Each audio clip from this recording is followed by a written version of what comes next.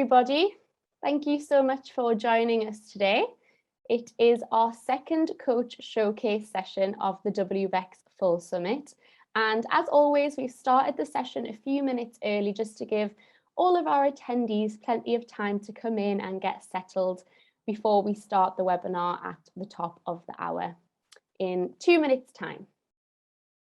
So as always, please let me know that you can hear me by typing into the Q&A box where in the world you are joining us from today. And we'd also love to know what is one of the best coaching questions that you have ever heard or came across or used yourself with your clients. So let us know what is one of the best coaching questions you've ever came across. Today is a very special session. It is the first ever WBECS session to be broadcast live in the WBECS community. So we're very excited. We've never done this before.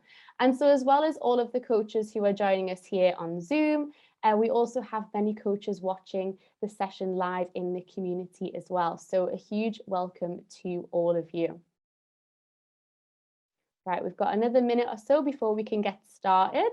And in that time, I just want to let you know that we have opened up some new coaching spaces in the community.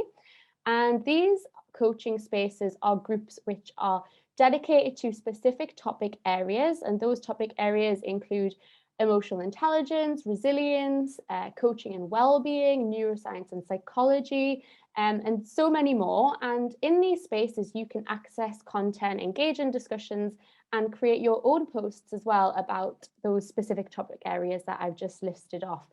So we're just dropping a link to the coaching spaces into the chat box now. And yeah, you can join the coaching spaces via that link and see what's going on in there. If you are watching in the community, welcome. And for the link for the coaching spaces, you can find that at the bottom of your post, just under the video window. Okay, so we've just about hit the top of the hour, and I think we can get started. Good morning, good afternoon, and good evening. Today's session is the second coach showcase session of the full summit, and it's titled Lead an Intentional Life Using Positive Psychology with Ivana Stulic, who I'll introduce in just a moment. So as everyone logs in and gets situated, please let me know that you can hear me by typing into the Q&A box where in the world you are joining us from today. And we'd also love to know what is one of the best coaching questions that you've ever heard or used or came across in discussion or anything like that. As I mentioned at the beginning, this is a very special session today as it's the first ever WBECS session to be broadcast live in the WBECS community. So as well as the coaches joining us on Zoom, we also have coaches watching in the community as well. So a huge welcome to everyone. For everyone who is watching in the community, you're not going to be able to access the Q&A box on the session today, but we do invite you to interact with your peers and engage in the session by hitting the reply button underneath the post, and you can add your questions and comments there. So my name is Beth Schofield and I'll be your host for Ivana's session today, and we also have Jean with us in the background handling all of your questions and logistics. Some quick housekeeping before we get started. So this session, as it's a coach showcase session, it's going to last for 60 minutes. For those of you watching the session on Zoom, please use the Q&A box to interact with us and ask any questions that you have. And for those who are watching in the community, like I've just mentioned, you're not going to be able to access the Q&A box, but we invite you to interact with us and your peers and engaging the session by hitting the reply button underneath the post, and you can add all of your questions and comments there. If you are part of the full summit and you'd like to access the implementation mastery sessions, then they're going to be taking place 1 hour after today's session, and you can sign up for those by clicking the link that is in the chat box now. So today's session, this, as I say, is the second session in the WBECS 2021 Coach Showcase. For those of you who don't know what the Coach Showcase is, I'm just going to give a very quick overview. The Coach Showcase is an exclusive Pro Coach feature which provides members with the opportunity to apply and speak at the WBECS full summit. The Coach Showcase consists of 7 sessions, which are added to the normal full summit schedule, and they take place on the first Wednesday of every month.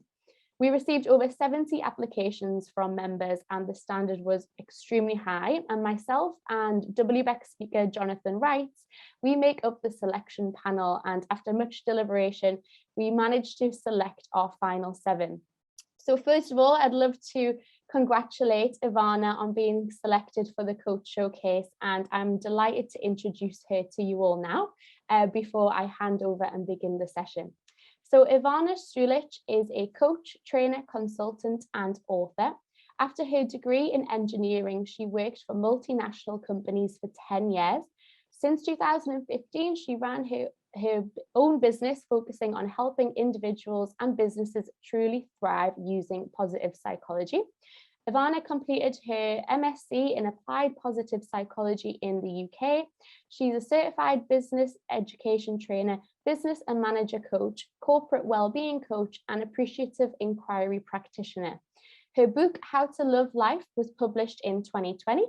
And Ivana is also a member of the board of the Croatian Coaching Association. And a fun fact about Ivana is that she walked the Camino de Santiago in Spain, which is an 800-kilometer pilgrimage, and that forms one of the chapters in her book as well. And with that, I'm going to hand over to Ivana. Hi, Beth. Hi, everyone. Thank you for this wonderful introduction. And thank you to WBECS for giving me this opportunity to speak about something that I'm very passionate about. I am presenting to you live from Croatia, but I know that there are many people from all over the world here, and I'm so happy that we're all in this virtual space together. So I will be speaking today about how to lead an intentional life using positive psychology. As you can see, the words that are bolded in this slide are intentional life and positive psychology. So why intentional? I really believe that sometimes if we're not intentional about life, that we end up in some stray pathways and perhaps in places where we didn't really want to end up in. Yeah, sometimes it can lead to good things as well, but I do believe that if we want to fulfill our potentials, it's a much better choice to try to do it intentionally and to really create the life that we want, because in that way, not only we are going to be happy, but also the people that we are going to serve with this life. And obviously positive psychology, because this is an area that I'm passionate about, and it is my method and approach to how to lead an intentional life. So if you are interested in leading a really fulfilled, joyful life and being happy as the 2 people in these 2 pictures, then please stay tuned. I do have to mention that this is going to be rather a big picture kind of talk, and I'm going to zoom in some particular areas of interest given the time that I have. I'm going to be using some research findings to inform my presentation, but also I will talk about my own personal experience and about the experiences I've had with my clients that I hope might be useful in you absorbing this topic. So let's start. Although positive psychology is not anymore unfamiliar, I still feel there's quite a lot of misconception around it.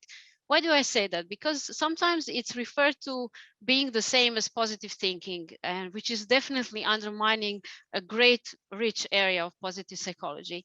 So what is the, let's say, basic definition of positive psychology? It's that it's the study of positive human functioning and flourishing, or that it is the study of what makes life most worth living.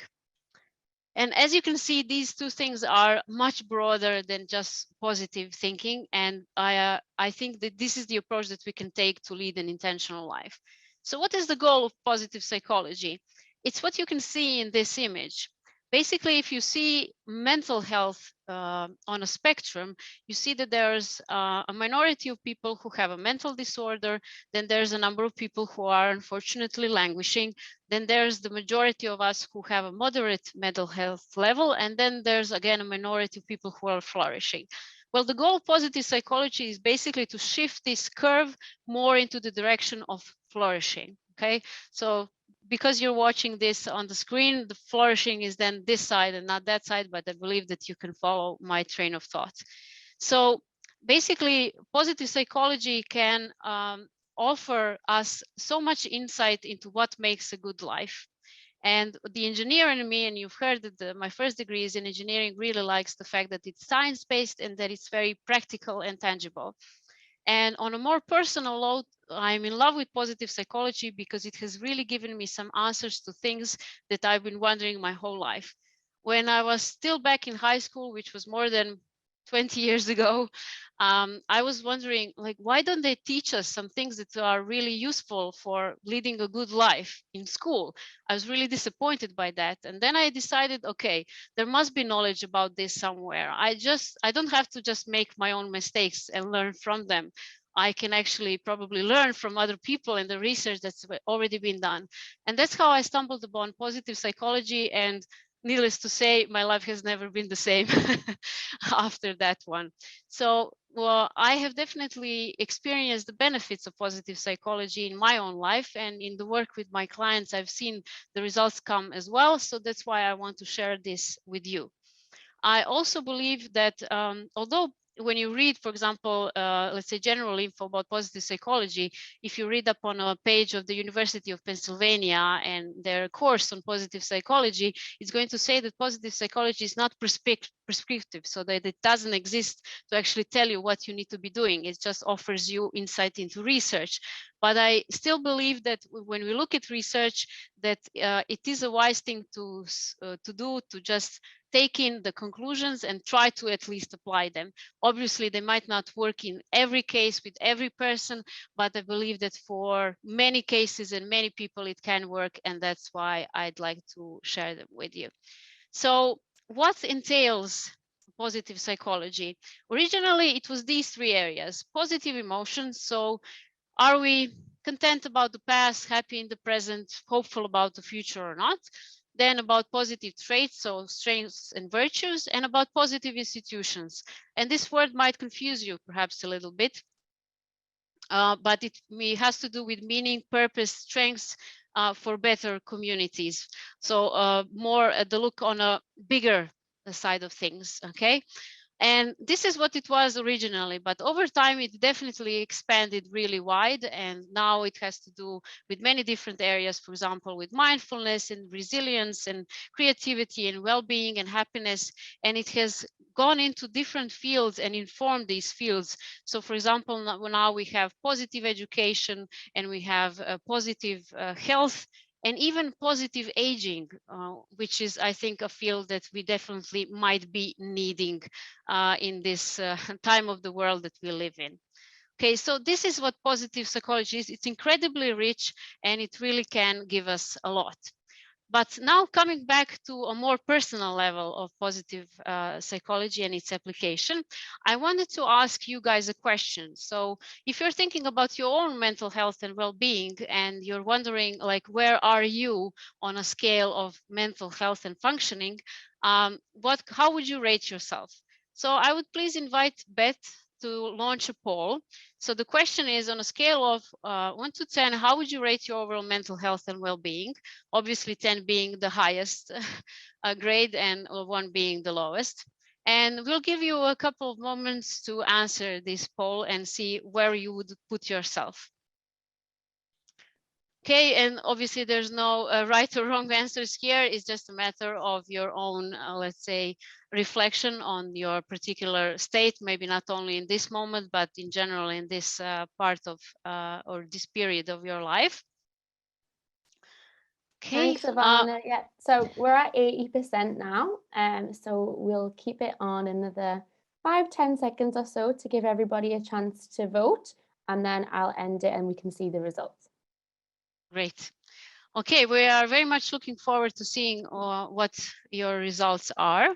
So thanks again, everybody, for voting. Maybe we can finish the poll now and see what you said. Okay, so we have 4% of people who are flourishing, let's say, and they voted 10, and then we have 20% that voted for 9, 41% for 8, 22 for 7, and then 6, 5, 4, and 3. And we have none saying that it's 1 or 2. Okay, as you can see, this is like the curve that I showed in the previous slide. So basically it is this normal distribution. And with all of what I'm about to share about positive psychology, hopefully by applying some of these things, you could shift your mental health and well-being to an even greater scale, so closer to flourishing. Thanks again for sharing this info with us. Okay, so to make it even more practical and personal for you guys, I wanted to do an intervention with you. So positive psychology is filled with many interventions that we can use, and one that I really like is called the imagined self, or sometimes in literature you may find the version called best possible self. So we're going to do a brief exercise for a couple of minutes where I will invite you to just imagine some things with me. Okay, so hopefully you are, sitting down, you're in a cozy space where you won't get interrupted. If you feel comfortable enough, you can close your eyes, but if you don't, you can keep them open. I will just ask you a series of questions and let you imagine what the answer might be. Okay, so if you imagine a point in your future, doesn't matter when or how far along into the future it is, and it's the life of your dreams. It's what you've always thought of wanting. Try to see what images come to your mind. Where are you?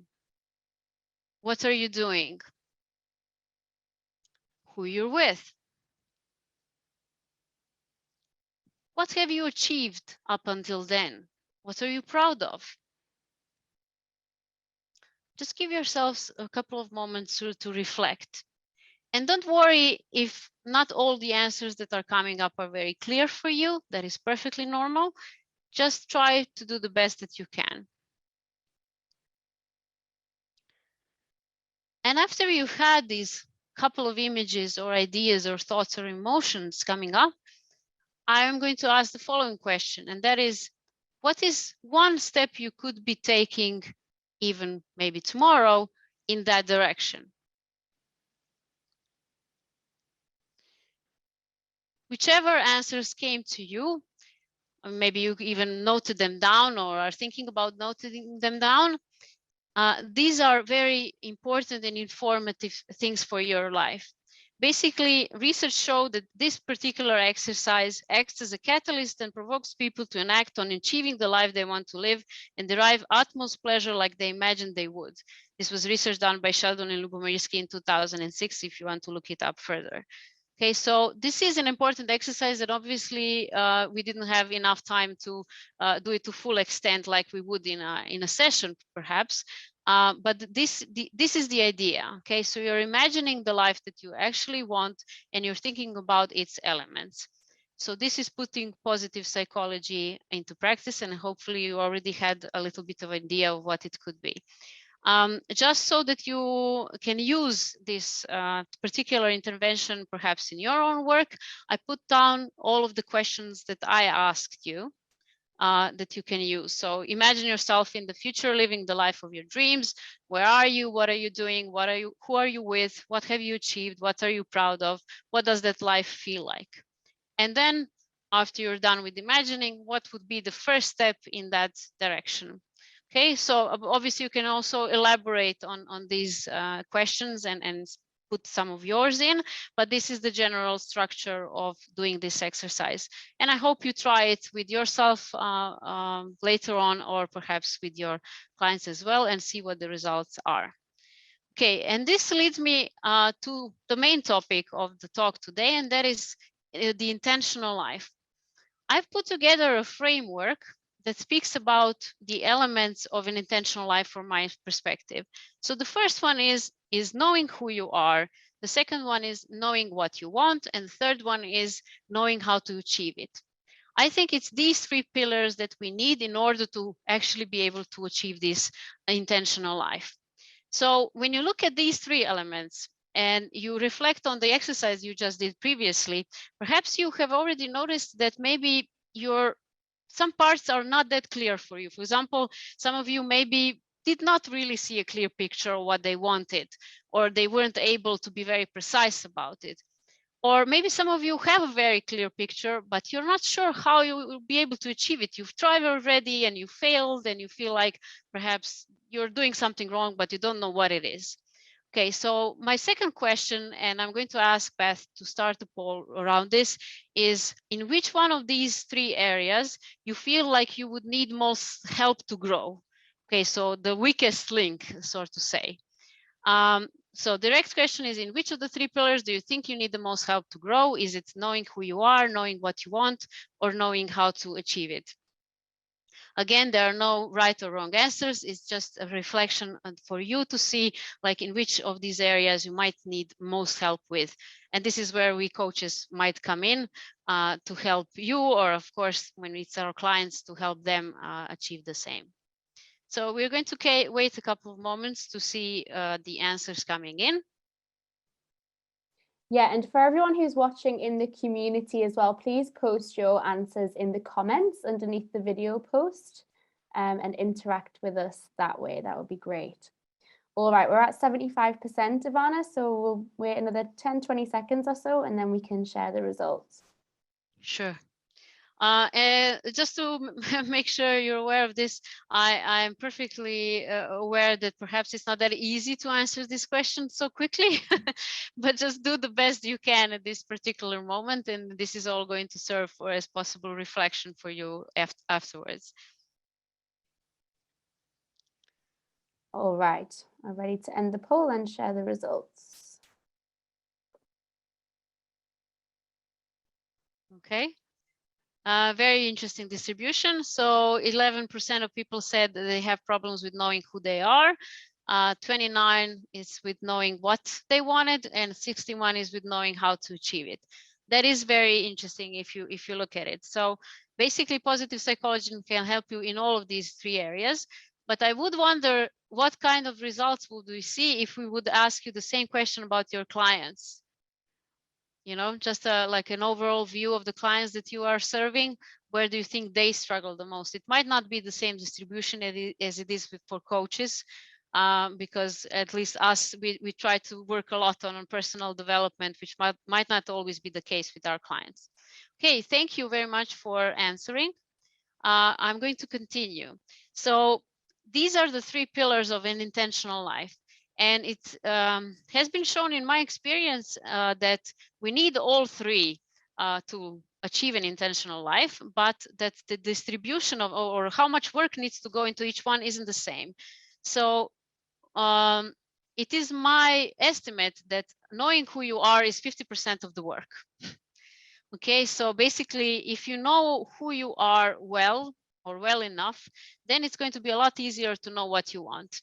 And again, it's my estimate that around 10% goes into knowing what you want after you've already have known who you are. And then another 40% is to knowing how to achieve it. Most of you say that you're in this third pillar right now, which again goes to show about how much work you've already done on yourselves and in your personal development. So in the rest of my talk, I'm going to focus more on the first pillar, knowing who you are, and I'm going to briefly cover the second two pillars in the time that I have left. So let's start with the first pillar, knowing who you are. When we look at this particular pillar, there are some positive psychology areas that can help us in this process of getting to know ourselves. And these are mindfulness, strengths, happiness, and meaning.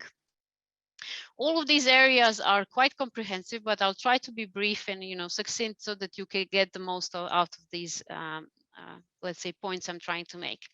So why did I start with mindfulness? First of all, I think that for knowing who you are, you need to stop. You need to stop whatever it is that you're doing, and you need to invest time into actually understanding who you are. I think that knowing who we are takes work. Yes, some of it we get to know along the way because we just age, we have more experience and all that. But I think the most effort actually needs to be made consciously, that it's not just something that will fall as information on your head. So for that, we can use mindfulness, and mindfulness is basically trying to practice awareness and practice presence in the moment and without judgment. It's very, I think, useful as a technique, as an approach, however you want to call it, in the work that we are doing. But now I'm mentioning is it because it helps us to know who we actually are. Mindfulness has also been proven to raise our awareness. And I really believe that if we are not aware of our own thoughts, patterns of thinking, of behavior, and of our reactions and everything else that shapes our inner world and then our outer world as well, we are not going to be very good at creating an intentional life. So I definitely invite you, if you haven't done mindfulness yet, yourselves or with your clients, to try and use some tools and techniques. The most popular ones are breathing and meditation. I myself have been a practitioner for the past 9 years. I meditate regularly. I also do breathing exercises less regularly, but meditation is like a given. And it's a practice that has definitely changed the way I function and has given me a lot personally. And I try to also incorporate it in the work with the clients that I have.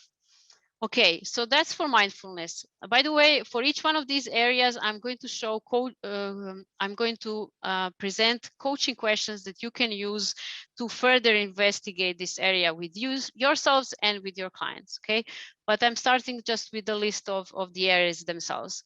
Then the second area of positive psychology, and that is important in this pillar, is strengths. And the most popular framework in positive psychology regarding strengths, it's called VIA character strengths. There is an online test you can take that is free and that is done in 15 minutes or so, that you can use to discover a little bit more about your strengths and also to use it with your clients. And why is it important to know more about our strengths? And what are strengths anyway? Strengths are things that we do naturally and that give us energy. These are so innate in us that they don't change that much over time. In this VIA test that I took, I'm going to share with you what the results were for me. So my top strengths are gratitude, hope, honesty, perspective, and love. Curiosity and love of learning are also quite high up there, but these are the top 5. Why am I mentioning this example? Because I want to show you how this can inform then your creation of an intentional life. Because all of these 5 top strengths of mine have helped me decide on what career change I'm going to take. Obviously, I'm a very grateful person, and this is something that is a part of positive psychology that I practice on a daily basis. Then hope. I probably would not be into positive psychology if I wasn't a hopeful person. Then it's honesty. It's important to present yourself, authentically to the world and to be honest with yourself and with others. And this is also something that has informed this work of mine. Then there's perspective, something that we as coaches definitely need to be able to see things from another person's perspective. And then there's love, which basically means caring for people. Again, I would not be doing this work if I wouldn't be caring. Okay, so generally knowing about your strengths can help you a lot in your life decisions, such major ones like it is what career you want to take or how you want to change it, but it's also something that you can use on a daily basis. For example, Gallup's research showed that people who use the strengths on a daily basis are 3 times more satisfied with their lives and 6 times more engaged at work. So it really does pay off to know what your strengths are. Okay, I'm going to stop here with the 2 areas and show you some of the coaching questions that you can use, and then I'll come back to the other 2. Okay, so for mindfulness, here are some examples. Just tell the client to breathe. What do you notice? Or do a body scan with them and then ask them what is present in your body. Then what can you tell me about your experience right now? Do you notice any changes in your feeling, however subtle they are? Can you stay with what is happening now? Where do you feel that feeling? What does it do to you? And what thoughts occur? Okay, so these are the types of questions you can ask that are actually mindful. I've had a client who never did any kind of mindfulness and, generally even said that she wasn't that interested in it. But I kept asking her questions and we had quite a long professional relationships. She She participated in more than 30 sessions with me, and I was just asking these questions along. And by the end, one of her takeaways was definitely that she learned to ask these kinds of questions. And I told her, but this is mindfulness. Oh, really? You know, she didn't connect it to the field itself, but then she said, this has really helped me become more aware of my own thoughts and of my own behavior. And this has helped me change in the way I wanted to over time. Okay, so using these type of questions can be really, really powerful. Let's continue. So let me share with you a couple of questions regarding strengths. So one is, what comes naturally to you? Then, what are you most proud of in your life and why? What jobs or activities bring vitality to you? What do you appreciate about yourself? When someone praises you, what do you get complimented on the most? I really like this one because it's not as direct as the other ones. When you're challenged, what do you call upon within yourself to help you succeed? How are you unique compared to other people? Okay, so these are all types of questions that can help people identify strengths within themselves, whether or not they call them strengths or not. I'm going to tell you of a case I had in a workshop I held a couple of years ago, where I was giving out an exercise regarding strengths, but people were supposed to identify them in themselves. And then this man held up his hand and he said, oh, I'm sorry, I can't do this exercise. And then I asked him, okay, what's going on? Can you share? He said, well, I wasn't taught to speak about what I'm good at. This is not okay. You know, I can speak about my flaws, what I done bad in my life, but not what I'm good at. But what is this? And I was really grateful for this type of comment, because then we got to discussing, like, where does this come from? Why is it so? How can we change this and all that? And actually, we came to what is a fact in positive psychology, and that is, it's important for us to be aware of our strengths. That doesn't mean that we are going to ignore our flaws or any, you know, mishaps we had, but it means that when we focus on our strengths, we can really, you know, draw some more energy and potential from ourselves, and then create better things and outcomes with it. Okay, hopefully you're able to follow me. I'm going to continue a little bit further, and all of the questions, please write them down if you want immediately, and I'll answer them in the end when we'll have the Q&A part of the talk. Okay, so I'm coming back to the first pillar. We covered the first two parts of positive psychology that relate to this pillar, and we have happiness and meaning left. So what do I mean by happiness? In positive psychology, there are two aspects of happiness that are most mentioned. One is hedonic, and the other one is eudaimonic. What does it mean? Hedonic has to do with, you know, seeking more pleasure and less pain, to put it bluntly. And eudaimonic means to seek more, let's say, satisfaction and more overall contentment. So things that are meaningful for us, and self-realization is a part of this too. When you get to know yourself, it's very important for you to get to know both concepts, both the hedonic and eudaimonic part, because it has been shown that if you're focused only on the hedonic part of happiness, you're not going to be very fulfilled. Okay, you can be very happy in the moment, but then generally it's not a very fulfilling life. But then you also need to focus on the, say, eudaimonic part, so the fulfillment part, what makes you happy, and enrich it with the hedonic part and things that are making you, you know, cheerful in the moment. So I'm simplifying things because I want to give you as much information as I can, but basically this is the thread of thinking for you to explore this further. And the fourth area here is meaning. It has to do with knowing our own values, with sometimes also feeling that we belong in a community, in a family, or in society, and with serving, let's say, the greater good, or let's say a higher purpose in life.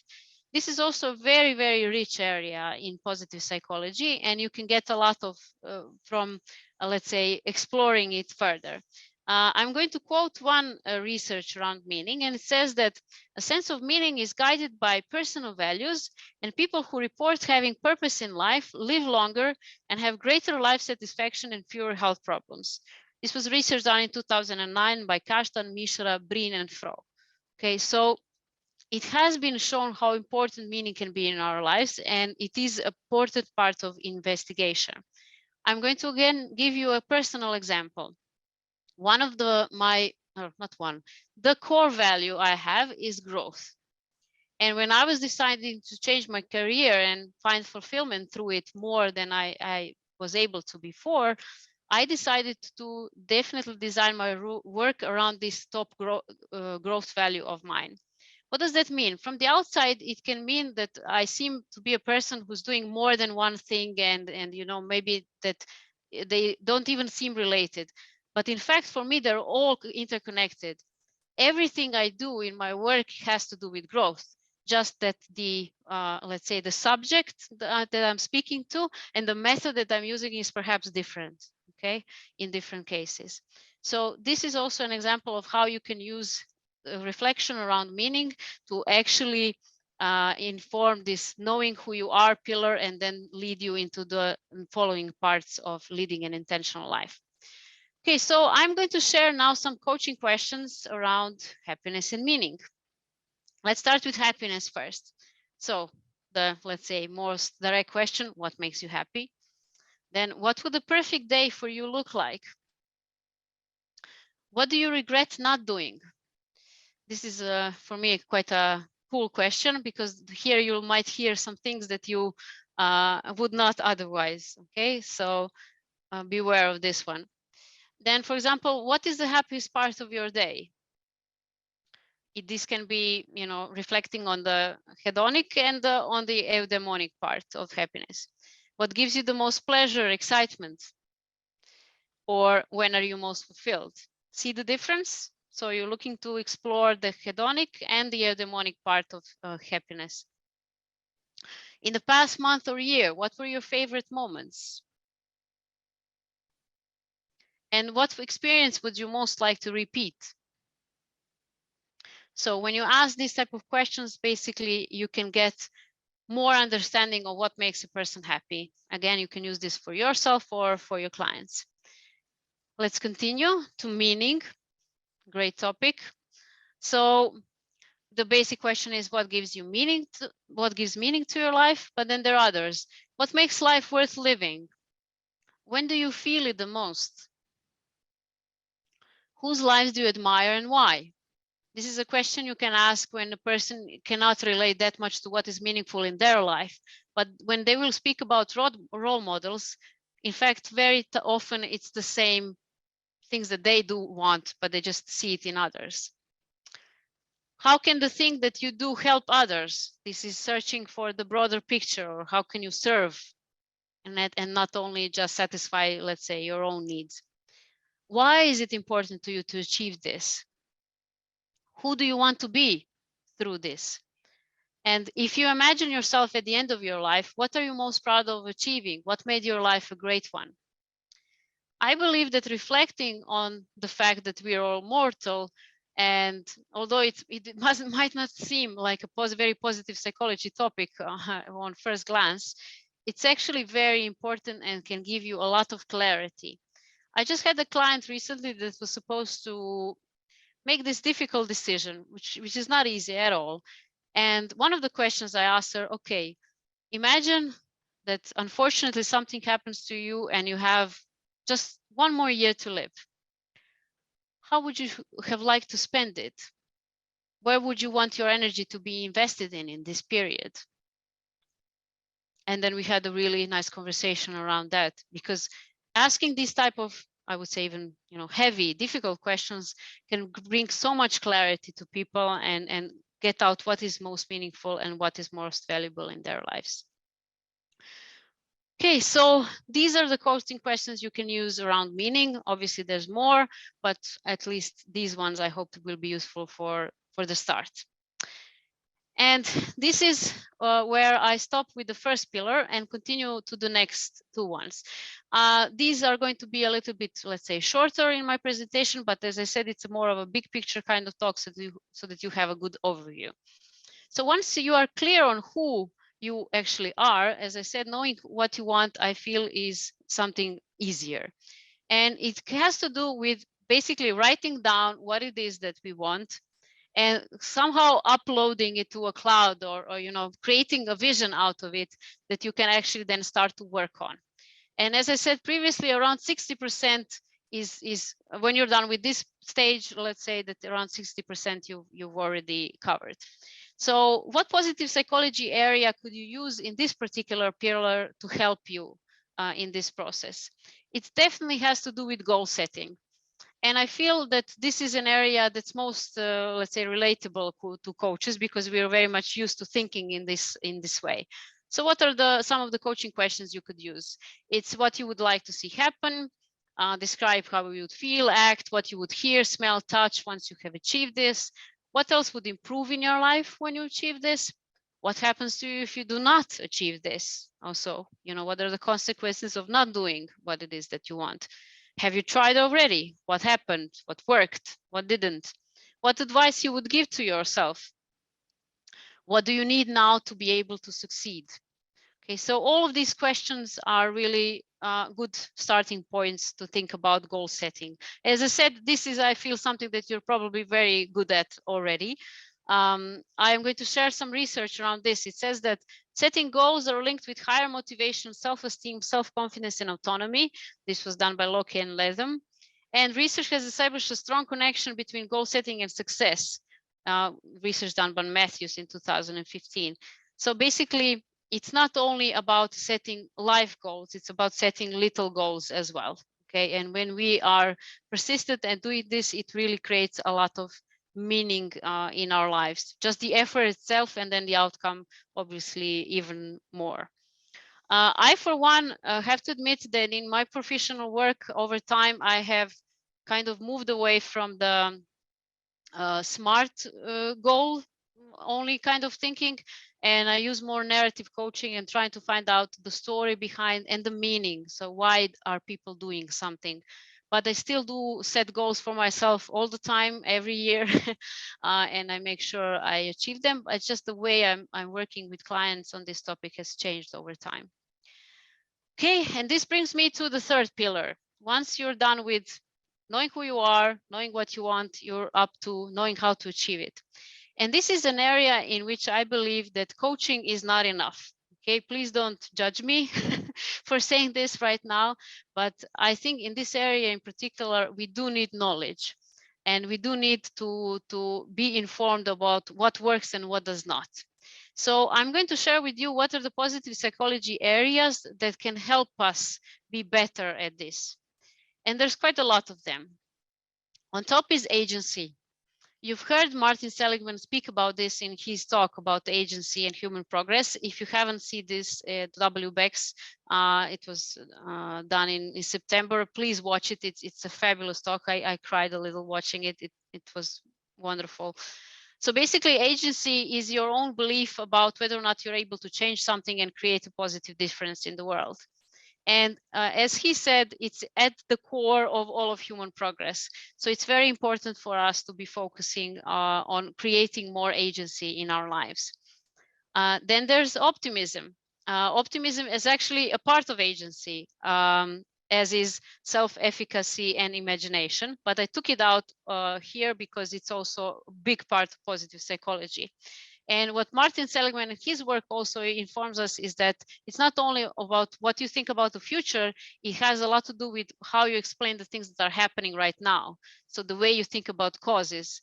When something negative happens, whether or not you think it's permanent, whether or not you think it's pervasive, so it shapes the whole of your life, and whether or not you internalize it a lot, you make it personal. So getting to know more about explanatory styles and how to build optimism, which can be built, isn't that wonderful? Regardless of how you were born, is something that we could do to know to be better at achieving our goals. Then a third area is motivation, where I would like to mention a theory called the self-determination theory, which is also informed by Ryan and Desi and their great work around this. And they have studied how basically we have these psychological needs of autonomy, relatedness, and competence that need to be satisfied in order for us to be best motivated. And this is something you, as I said, you need to be informed about this, because if you take care of these needs, then motivation is not going to be an issue. Okay, so that's why I feel like it's not only coaching, you need to know more about this stuff. I'm going quite quickly through it. Please don't, judge me about this, but I want, as I said, I wanted to give you an overview so you can tap into more research on your own. Then there's the topic of creativity.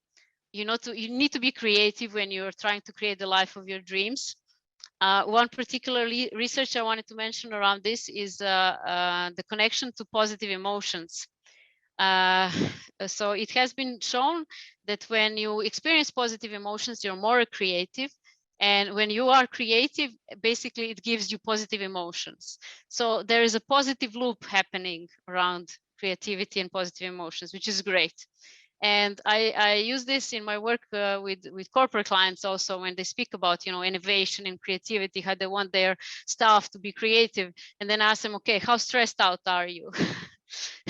And then they usually say, we're very stressed out. Okay, obviously, how are you going to be creative if you're stressed out all the time? People need to understand this link in order to differently shape their reality.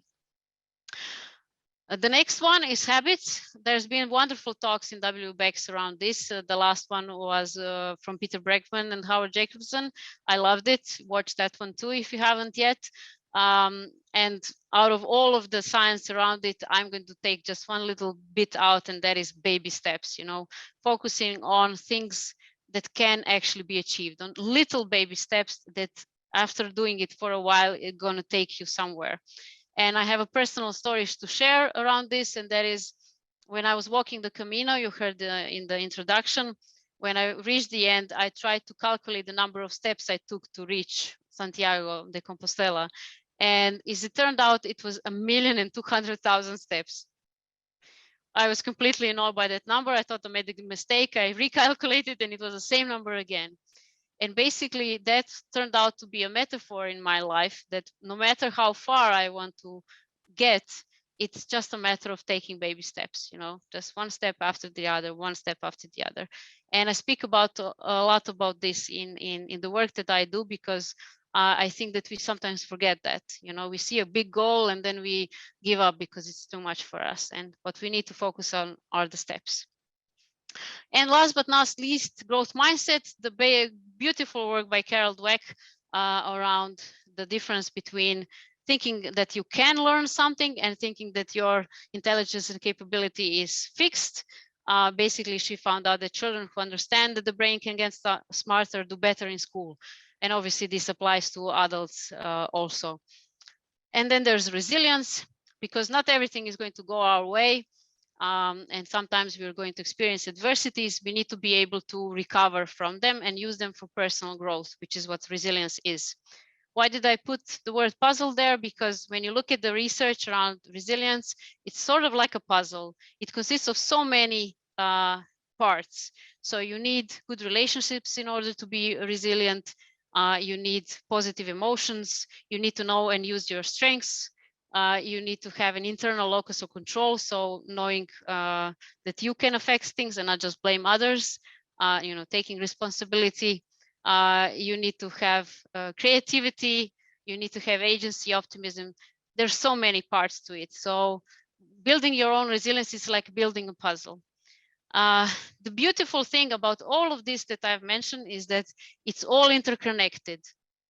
Okay, so when you're working in positive psychology, if you're working on one area, for example, in the first pillar, knowing who you are, by developing one part of it, you're actually already working on knowing what you want and knowing how to achieve it, and vice versa. It's all very, very interconnected. So I'm just going to briefly give you a couple of coaching questions around this third pillar. But I'm going to have just one question per area that I mentioned previously. So what would be different if you believed you could do it is a question that taps into agency. How did you explain that negative positive event to yourself is what helps understand better optimism? How does this endeavor satisfy your needs for autonomy, relatedness, and competency is what relates to the self-determination theory and motivation.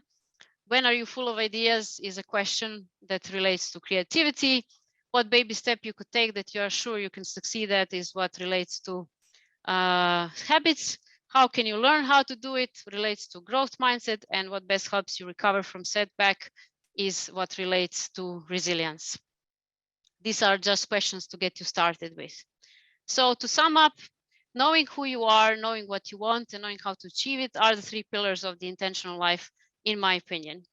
All the while, this is not a straight line, it's more of a spiral. So when you complete with one cycle, you're going to go into the next. And in the process, you will definitely need to be taking care of your own well-being, because this is like a foundation. You cannot drink from an empty cup. You need to also feel well in order to be able to research this more and investigate it on your own and with your clients. And for well-being, positive psychology also offers a lot of insight, and that is through the PERMA model of Martin Seligman as well, that consists of positive emotions, engagement, relationships, meaning, and accomplishment, which I will not go into any detail, but just it's here to show you that there's so much that you can tap into that can inform all of this process for you. So to finish, whether or not you have already created this intentional life or you're in the process of making it, I really believe that it is possible for you to create it. This could be you. And for me, this picture represents, healthy people who have lived into old age and who are living the life that they wanted to in nature, together with somebody they love. This is perhaps not your image, but you can create your own. I would just like to share that my personal image of this is more in this direction. This was taken a couple of weeks ago when I was sailing. I'm in love with sailing, and Croatia is a great place to do it. And I've managed to rack up 52 days sailing this year. It's been a great year. And sailing is something that makes me feel really good and really affects my well-being, and is part of my intentional life. I have to admit that over the years, I have succeeded in so many things that I've tried to do. I've created this career that I love, doing the work that I don't see it as a job, but as a mission. I also have managed to fulfill my private life, let's say, needs. I found the love of my life. we are starting a family, and I'm getting a little bit emotional now. I'm just so grateful for being able to have all this knowledge available to me in the times that we live in order to create all this. And I believe that everybody can do whatever their version is. So my final thought is, there's a quote that I really love, and it goes, "Ships that are in harbors are safe, but this is not what ships are made for." I really believe that all of us are here to create a great life, to set out to open sea and to create the life of our dreams. And when we do, we actually serve others as well, because we can be models and examples for others, but also when we are fulfilled, we have more to give. So we create better, families, workplaces, and even societies that we live in. This is what I think that everybody deserves, and this is why I wanted to share my framework around how to actually be able to do it. And just a final side note, if you're not a life coach, but you work mostly with companies and organizations, all of the research that I mentioned that has to do with our personal lives, there's a lot of research also on applying positive psychology in the workplace. And this is also something that you can use in your work, as I am using in mine. Thank you very much for your attention. And now I feel it's time for questions.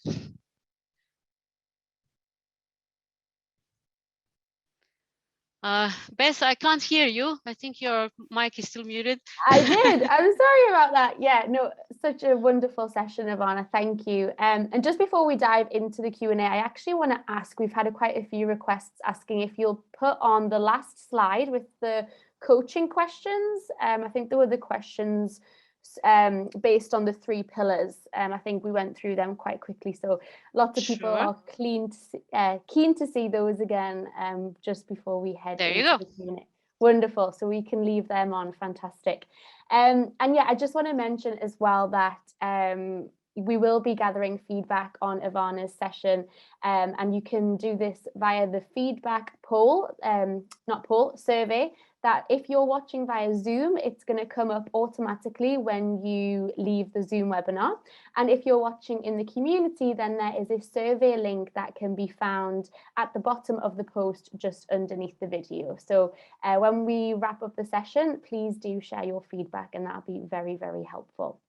All right, Ivana, we can dive into some questions. So first of all, I want to say as well, so many people asking for the names of a lot of the research and referencing and things like that. So I do want to mention to everyone that Ivana is going to be providing a resource sheet with those kind of references and things listed, and they will be posted in the WBECS membership area in the next day or two after the session, and we'll also share that in the community as well. So if you're watching in the community, then we'll add that link to the reference list, to the document, in the coming days, and it'll just be on the same post where you're watching the session now. On that same topic, Ivana, we had lots of people asking if you could share the name of the assessment, the strengths assessment. It's via character survey. I will include it in the resources list as well, but for those of you who might not be having access to it, just type in via character strengths and you'll find it. Perfect, via character strengths, thank you. All right, so this was a question from Marcella, and it's about intentions. So she says, when you refer to intentions, how do you define them? Are there fundamental intentions, so like long-term objectives, or more simple, immediate intentions? And how frequently do you need to review them in order to lead your life towards them? Okay, simple answer would be both. Okay, so I think about intentions in terms of big picture. What do you want to achieve in life? And when I say intentionally, I mean mostly consciously. So it's not just something, that, my mother always told me, so I just copied that, or my neighbor, kind of nudged me in a certain direction, so I'm doing that. It means consciously thinking about what it is that you want to achieve and what could be of greater service to you and to the people around you in the society that we live in. And that then relates to doing the same, let's say, very similar process on a more frequent basis. So I actually set intentions all the time. It's for how I want my day to be, how I want my month or trimester to be, because I feel that way I'm more conscious about how I use my time and energy. And the question was also like, how often do you need to go back to it? I do it quite often, let's say at least on a half-year basis, because I feel like that's enough of a period that a lot of things have already happened, but perhaps something has already changed in your thinking, or maybe some circumstances changed your way a little bit. So it does. There is some effort that needs to be put into it, but I find great value in doing it this way. Wonderful, thank you. Question from Diana. So she says, we are not therapists, and so how do we offer coaching support while avoiding going into deeper, more dangerous terrain, I suppose, with our clients? Well, that is let's say, dangerous field a little bit to be treading in. But I feel if we ourselves are conscious, that we are able to navigate through it. I myself have been trained also in body-oriented psychotherapy, and that has helped me a lot to be able to discern what is for therapy and what is for coaching. I would definitely advise everybody who is a coach to try at least finish some kind of therapy school. I know they take a really long time, but if you are able to do it, it helps a lot to work on our personal development, but it then also helps to better discern what goes in there and what does not.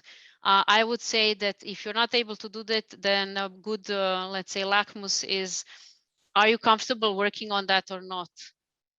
If you're not, then probably it's not a good topic to go through with your client. Yeah, thank you for that.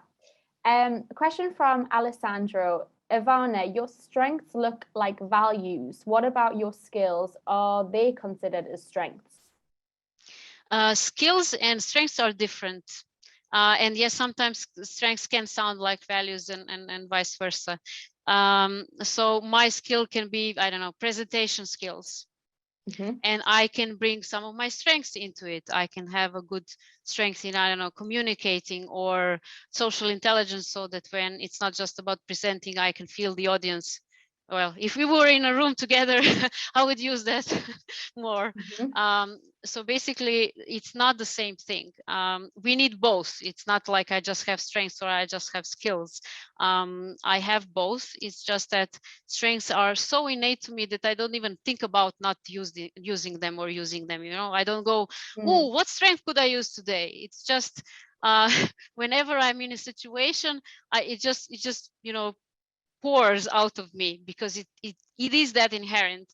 And skill is something that I can acquire through life, that can or cannot, doesn't have to be really related to my strengths. I could be really good at, you know, solving math puzzles and not, you know, be very excited about doing them at all.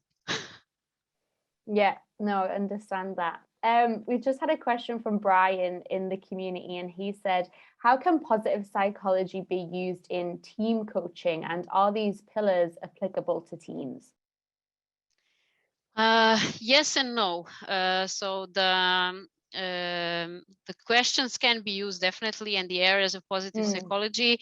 I do use them in the work with my corporate clients a lot. It depends on what they want to focus on. If they want to build, I don't know, a better communicating team, or focus more on their strengths in their team, or build more resilience as a team, these are all covered by positive psychology. Okay. But the pillars themselves need to be adapted, obviously, because there needs to be also on a personal level enough of knowledge of who people are and what they want. Do they really want to be there, or are they just stuck or not? And then what they want to achieve as a team. So, you know, generally, yes, you can use them, but you need to adapt it to the work environment. Got it. All right, Ivana, well, that brings us to the end of today's session. Thank you so much. And I think it was so helpful for you to provide those coaching question slides as well. And they've been really appreciated with the community. So thank you for that. Before we go, just want to quickly run through a couple of ways that everybody can keep the conversation going. So we have, of course, our exclusive WBECS community, where you can connect with other coaches, you can access and engage relevant content, you can share knowledge, and you can continue the conversation on Ivana's session. There's going to be tons of questions in there, Ivana. So if you don't mind, in the next couple of days, it would be great if you could jump into the community and see what questions we didn't get answered on the session, as I'm sure there's going to be a few of them. So we are dropping the link to Ivana's session post in the community now. So yeah, please continue the conversation over there. We also have our implementation mastery sessions, and they are going to be taking place in 1 hour's time. And you can sign up for one of those via the link that we're just putting into the chat box now. And finally, please remember to submit your feedback on this session via the survey that is going to pop up when you leave Zoom, or if you're watching in the community, the link is just on the session post underneath the video. All right, thank you so much, everybody. Thank you, Ivana. Full Summit members, we hope to see you again for the Full Summit tomorrow. We have Jean-Francois Cousin at 9 a.m. and Gary Ridge at 5 p.m. So we'll hope to see you then. All right, thank you so much, everybody. Bye-bye. Bye, everyone. Thank you.